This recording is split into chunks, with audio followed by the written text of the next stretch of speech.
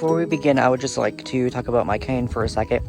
Now, I have a tri-fold cane because I am short. So, for someone that's taller, they may have a 4-fold or even a 5-fold segmented cane, which is great that they take height into consideration.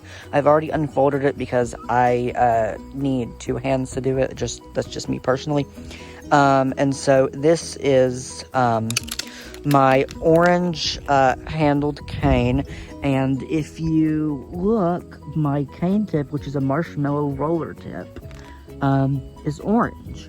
And if you have noticed, my outfit, I'm wearing a orange shirt, and it says stop for white canes. So I just thought I would briefly touch on that for a second. And I also have some keychains clipped on to my cane, just kind of to like accessorize and fashionize the item. So today I thought I would show you guys how to use a white cane.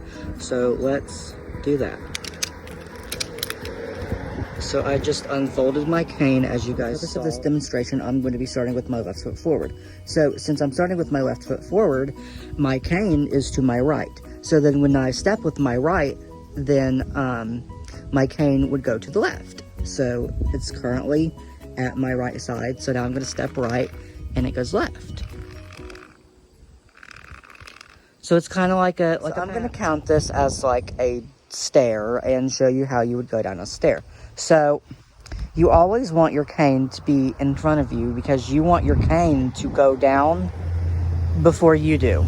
So for example, say I'm going to step down.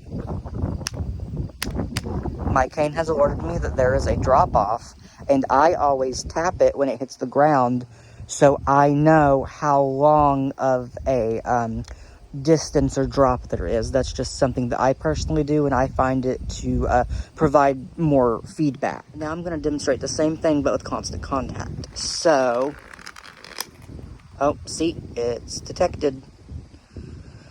And then you would just do what you normally do. So since I showed you guys both how to do constant contact and 2-point touch, I'm going to demonstrate them both just in like a real life scenario. So here is myself walking for just a short little bit. I'm going to do a 2-point touch. As you can tell, my cane has alerted me that there is a step up.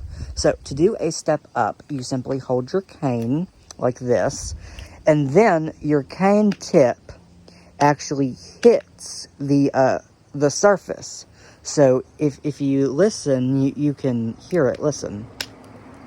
That alerts you that there's a step up. So then you can just move your cane up, and every time I either go up or down, I always tap my cane. Now, the reason for this is so I can figure out how deep of a drop or how large of a step to go up, or, you know,